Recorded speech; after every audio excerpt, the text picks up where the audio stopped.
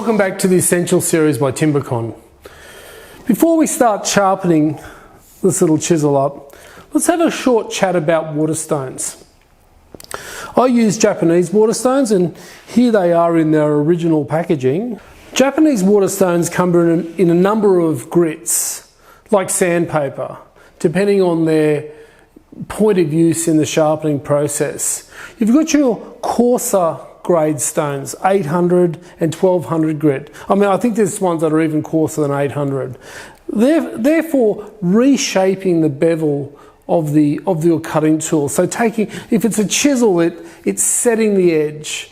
It's taking any little chips out. It's really to prepare the edge for honing, which is the real sharpening process. Once you've reset the edge of your chisel, or set the edge of your chisel, you can use a high grade stone like a 6000 grit or right up to 10,000 grit to really sharpen and hone that cutting edge. If you tried to start with a 6000 grit stone to take out a chip, you'd be there till probably at the end of this pandemic. But to speed up the process, start with the 800, 1200 and then move up to a high grit stone. So here in the Essentials series, we're doing pretty much a no-frills approach to sharpening. You can get quite carried away and buy an elaborate array of stones and have amazing setups to manage the stones and so forth. But here in the bunker, we're just going to keep it simple and show you just what you need to get your chisel sharp. One thing about Japanese stones is that, particularly in the lower grades, in the 1200 and the 800 grades, you need to soak them in water before you can use them. Now, some people leave them soaked in water all the time. I don't do that. I generally use them, drain them out, let them dry out a little. But I do keep them in this little lunch box to protect them. You don't want them drying out too much. How long does a stone like this need to soak before you can use it? Roughly half an hour. You'll see them bubble away a little bit as they absorb moisture as they're into the structure of the stone. But I don't know, if you want to sharpen your chisels, pop them in the water, come back in half an hour or so and you should be right to go. Now you will notice this little 6000 grit stone isn't being soaked in there. There's no real point in soaking the 6000 and higher grit stones. They won't absorb much water. So when we're using this one, we actually apply water when we're actually using the stone. But we'll look at that when we actually get to the sharpening process. You'll note too that I've written 1200 on the side of this stone. Good advice, because after a while, once they've been soaking in water, they look the same. So it's a good idea to write the number of what the stone's grit is on the side in a bit of permanent marker so you don't get them confused. Now you may have noticed already one of the small disadvantages of using waterstone is the mess they create. Now here in the bunker we don't really care about that, but when you're setting up a sharpening area, if you're using waterstones at home, make sure you have an area that it doesn't matter where it gets wet. I use this rubber matting. It was left over from a drawer job that I did for a kitchen once. That's good because at the end of the day I can just, take that excess water and toss it away. But you can probably, if you want to set up a more permanent sharpening bay, be near a sink or use a shallow metal tray or something just to keep all this mess in, because it can get a little messy with waterstones, but that's kind of the fun part. Now, a very key thing about using waterstones is that you have to keep them flat.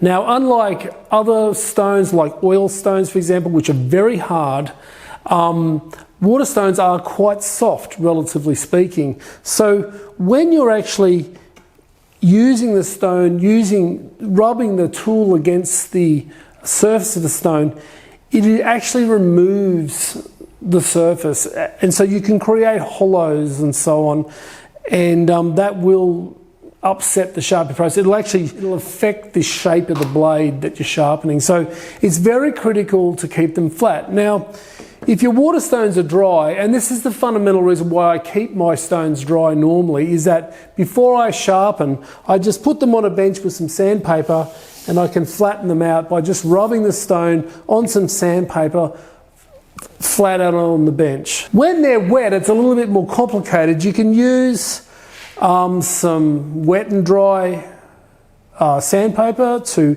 do the same process. Lay it out on the bench and flatten it. Or what I like to use is use a diamond stone, like a manufactured diamond stone, to do the flattening process.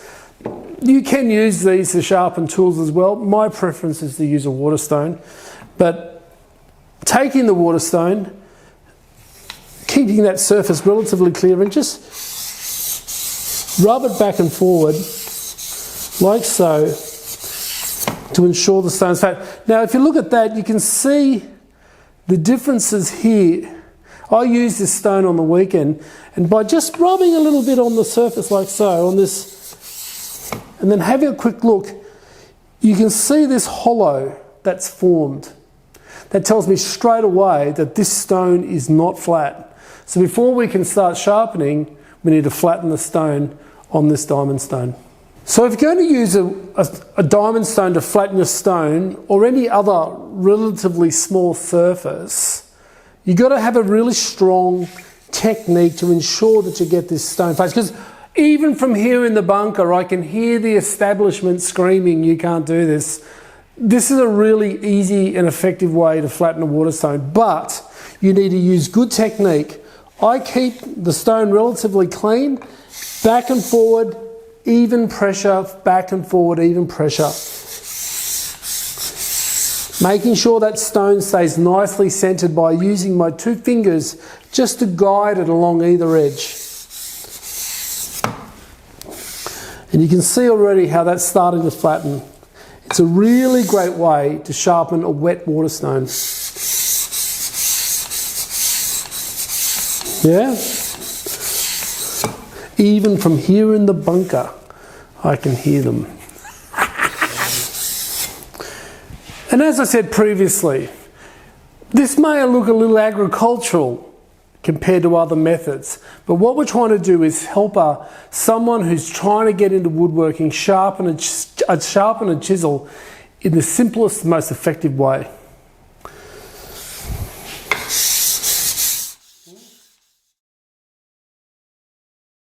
So we've shown you how to maintain waterstones in a basic way, how to flatten them, whether they should be wet, whether they should be dry. It's a personal preference.